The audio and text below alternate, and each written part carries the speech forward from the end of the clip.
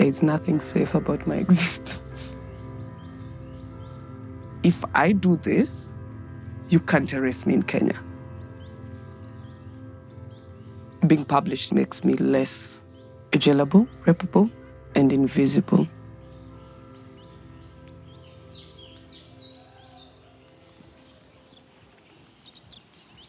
The journey begins now. I don't know whether it's late in any way or it's a perfect timing or it's early also, it could be.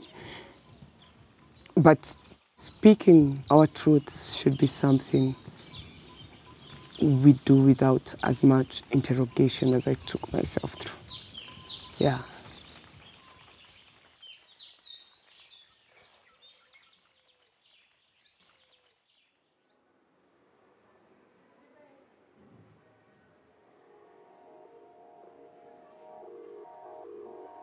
I knew I was queer by the age of 6.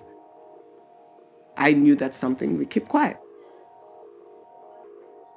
I had a journal that my mom found. Immah, those are the things you think. Like you could see a fear in her, a scare of, no, you shouldn't be like that. That should not be contained in your mind.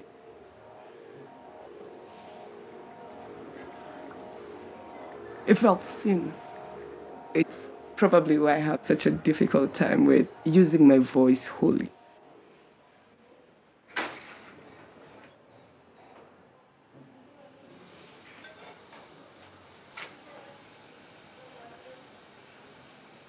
I wrote this book last year, and it's been very problematic for me to share it. I need to say things that I believe I shouldn't say.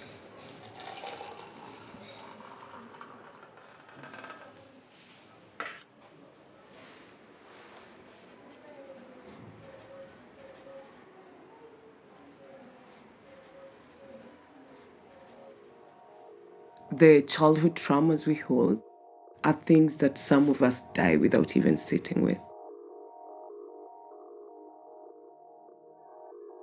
What trauma this country has gone through has led to an actual national silence and turning of our heads. And it took years of me doing that to realize silence is also violence.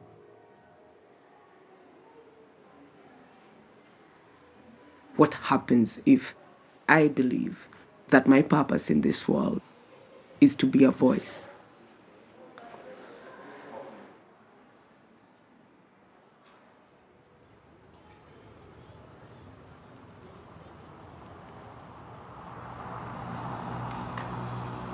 It needs to be deleted. We are recording. Okay. Hello and welcome to Kenyan Queer Questions. I'm Immah. I'm Anthony Lunch. And it's we lovely are to have you. It's been We forever. I have a question for you. The biggest question at this time for me as a queer thing that exists within Kenya. Uh-huh. What does decriminalization look like? The laws provide for, they basically say that you will get 14 years in prison if you are queer, if you have sex with somebody else. Against the natural... Against the order of nature. The order of nature. No, and it's not just have sex, it's carnal knowledge. What does carnal mean? These are Victorian laws. Yeah. Even the language is not our language. The last time somebody in Nairobi told me carnal knowledge. I need to have carnal knowledge, you. Who says that? But anyway, that's what the law says. But for me, that would work. That's the best pickup I've ever had. I can't wait to use Let's it. go have some carnal knowledge. Oh, damn. The language that is colonial makes it very difficult to look at queerness from a space of what we know it has been. How we know we've had a queer cousin or a queer brother or a queer auntie. And in our lives, that wasn't an issue until the word lesbian or trans woman or trans man was put on a thing. We were talking about this earlier. We need to shed these labels for us to actually live as who we are, as humans.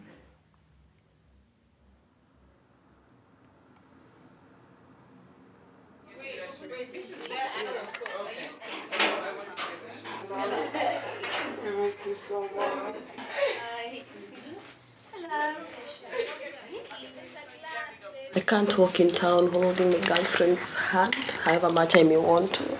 I can't even stare at a nurse for long. How long did you stare? Because I can't like stare for long because there will be that. Kale ni kashoga, look at that lesbian. She's all like, yeah. Being these, you are like an outcast. You know, when people learn that you are queer, they do not even talk to you in the light. Those are the conversation that happens at the background. That is what being queer for me is in Kenya right now. I think mine is different. I'm very happy being queer. My mom knew I was gay before I knew I was gay, so that changed everything for me. When I go out and I don't have to wear a mask, my mom accepts me. I don't give a fuck about what you think. Even you don't hear it as loud. Yeah. I don't hear it at all. That was a very difficult journey for me because my circumstances were not yours. Yeah. I came out to my mother 2016, December 31st. All of Nairobi knew I was gay. And the truth is, that's the only one that fucking matters. So I have a friend, when the father found out that she was gay, they locked her up in a room, they tied her up. They used to feed her like a dog, give her food and water. And then every night, there was the father's friend. He would come into the room and rape her continuously until he thought she was going to be straight. You're not going to turn straight if they're going to continuously rape you. It's actually going to make it worse. You're going to be traumatized. I told you I wrote something, a book. Yeah, everyone knows about the book. So I'm just going to read the piece that speaks to what we have been having that I found.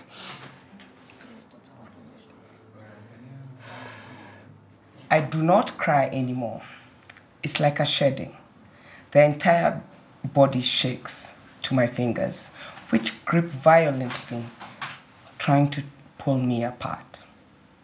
The tears stream hot, and on most days, I can't tell you which part of me is crying or it's a universal pain sweating through me.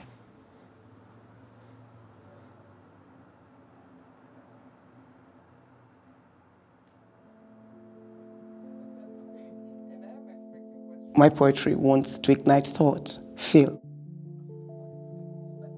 Poetry to me seems to be my idea of having all conversations and igniting all kinds of conversation without restraint. I sit here with 4 lesbians from Nairobi. I will not know what to say when they share just half of the trauma they hold in their bodies. So who am I, as a dyke who has access to language, who has access to social capital, to be in spaces occupying their narrative while they are still less visible?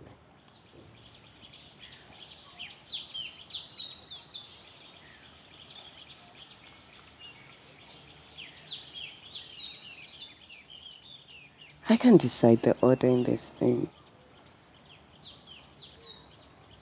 Some pieces are so political.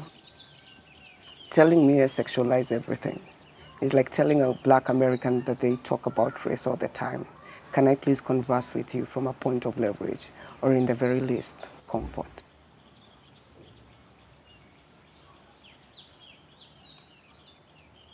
I have had my poetry heal me a lot. Nobody seems to have the vulnerability or seeking it to say, this is my shame. Look at mine. Show me yours, I'll show you mine. So that others can know they're not alone. That's what I want to do with my words this time.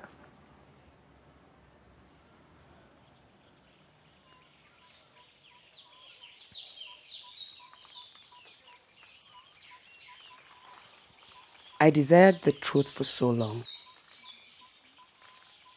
I didn't see it at first when it arrived.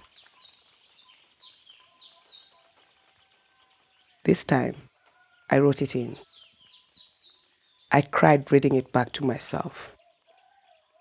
So I left to go heal. I'm back.